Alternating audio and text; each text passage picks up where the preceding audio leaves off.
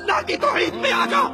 ان مردوں کو غوث آدم نہ سمجھ جو اپنے کپڑے نہ اتار سکے, جو اپنا طہارت نہ کر سکے, جو اپنا غسل نہ کر سکے, جو بیوی روتی کو چپ نہ کرا سکے, جو روتے بچوں کو چپ نہ کروا سکے, ارے جو خود چل کر قبرستان نہ جا سکے, جو قبر کی مٹی میں اتر نہ سکے, جو اپنی قبر پہ مٹی ڈال نہ سکے, اتنے مجبور تھے کہ لوگوں کے کندھوں کے سوار ہو کر گئے تھے. وہ قبر میں داخل ہونے کے بعد سب سے بڑے مددگار کیسے بن گئے؟ غوث آدم کا معنی کیا ہے؟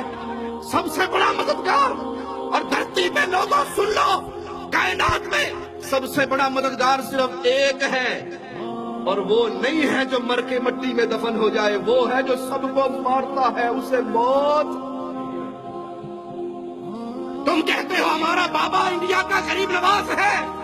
ارے اللہ کی قسم, کائنات میں غریب نواز دو نہیں ہے, غریب نواز ایک ہے. اگر تمہارا یہ بابا غریب نواز ہے تو اللہ کو کیا کہو گے؟ ہم کہتے ہیں اللہ غریب نواز ہے. کیسے؟ دلیل مانگو ہم سے. وہ مالی کہتا ہے انتم الفقراء, تم سارے غریب ہو, تم سارے فقیر ہو, تم سارے مانگتے ہو. نبی, ولی, علی, غوث, قطب جو تم نے بنا رکھے ہیں, اپنے بزرگوں کو نام دے رکھے ہیں غوث و قطب کے, سنو یہ سب اللہ کے در کے فقیر ہے, سوالی ہے, مانگتے ہیں. غوث آدم غریب النواز, بندہ نواز, بندہ پرور, داتا اپنے عرش پہ ہے, وہ دھرتی میں دفن نہیں ہوا. تم کہتے ہو ہمارے بابا جی چھڑا لیں گے, اور یہاں محمد کریم صلی اللہ علیہ وسلم لخت جگر فاطمہ سے کہتے ہیں بنتی فاطمہ, بیٹی عمل کرنا, لا اغنی عنکی من اللہ شیئا. فاطمہ اگر رب نے پکڑ لیا تو محمد کی لخت جگر ہونے کی وجہ سے چھٹکارا نہ ہوگا.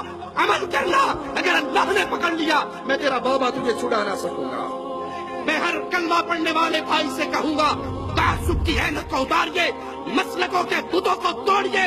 محمد کے اگر کلمہ کو امتی ہونے کے دعوے دار ہو, رب کی آوازیں پہ کام دھریے. میرا مولا فرما رہا ہے, اے آدم کے بیٹے, اگر تو زمین بھر کے گناہوں کی میرے پاس لائے ایک شرط کے ساتھ, ثم لقیتنی لا تشرک بی شیئا, اے میرے بندے, تیرے زمین گناہوں کی بھری ہوئی ہو, اس میں شرک کا گناہ نہ ہو, میں اتنی زمین رحمتوں کی بھر کے لاؤں گا, ساری معاف کر کے تجھے جنت عطا کر دوں گا. اس میں کون سا گناہ نہ ہو, کون سا گناہ نہ ہو؟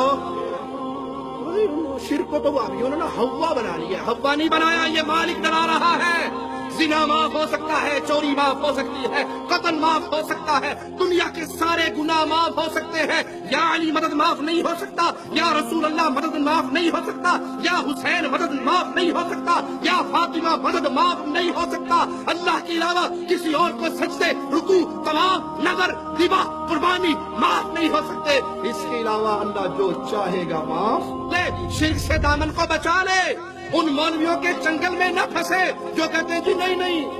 وہابیوں نے ویسے گمراہ کیا ہوا ہے, شیطان مایوس ہو گیا ہے. اس امت میں شرک نہیں ہو سکتا, اس امت میں شرک نہیں ہو سکتا. اور شرک اس امت میں اتنا ہے, اللہ کی قسم اتنا شرک ہے اس امت میں, اللہ کی قسم. دلائل کی بنیاد پہ کہتا ہوں کفار مکہ کو مات دے چکے ہیں.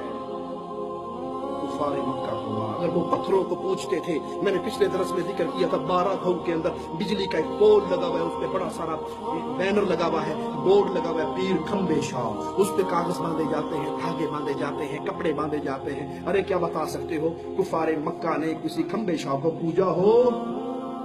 وہ تو ان بتوں کی بھی نسبت اللہ کے اولیاء کی طرف کیا کرتے تھے.